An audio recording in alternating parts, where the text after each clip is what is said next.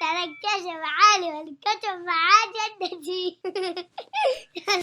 Come on, come and sit down. Listen very quietly to a story. I love listening to stories, don't you? I'm Mimi, and I tell stories. The Day I Met a Monster. Written by Stephanie Moss, illustrated by Katja Longi. Best friends come in all different shapes and sizes. One day, I met a monster. He jumped out and said, "Boo!" "Hello," I said calmly. "I'm Sally. Who are you?" He smiled a cheeky grin and wiped away some monster drool. Then, before I knew it, the monster followed me to school. He got me into trouble when I took my spelling test. I got one answer right, but he ruined all the rest.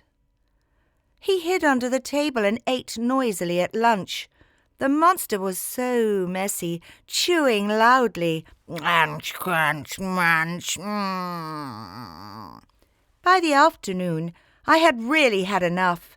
He made my teacher angry by going through her stuff.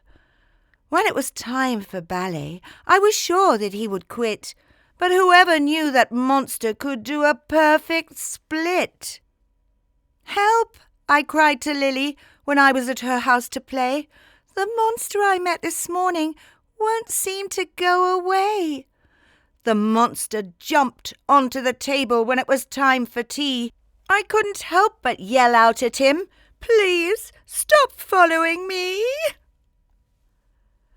It was all getting too much. The monster was everywhere. I was close to screaming and then tearing out my hair. That night, as I sat in bed, I knew I needed to have a plan. I have to get rid of the monster, I thought, any way I can. I introduced him to my brother. They'd be best friends for sure. But when the monster broke his toys, he wouldn't play with him anymore.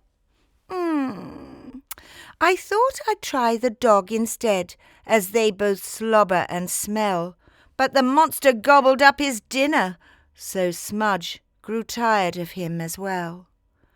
After those disasters, he did more than follow me round. The monster stomped his feet and dragged his knuckles on the ground. He threw smelly stuff everywhere. He dug holes in the road.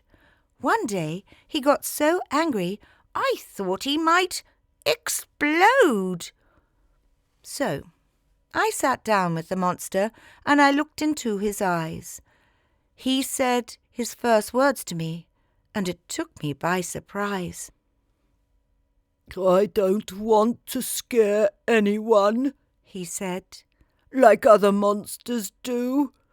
The only person I've made friends with in a while, Sally, is you." The whole time he hadn't scared me. I hadn't even heard him roar. Then I saw the other monsters. I'd never felt so lucky before. "I'm so sorry, monster," I said. "I didn't understand." Then I leaned towards him and took him by the hand. Monster jumped up in the air and he grinned his toothy grin. Then he grabbed me in the biggest hug I'd had in quite a while. Now we are the best of friends. Monster never feels sad. In fact, Monster is the most fun friend I think I've ever had.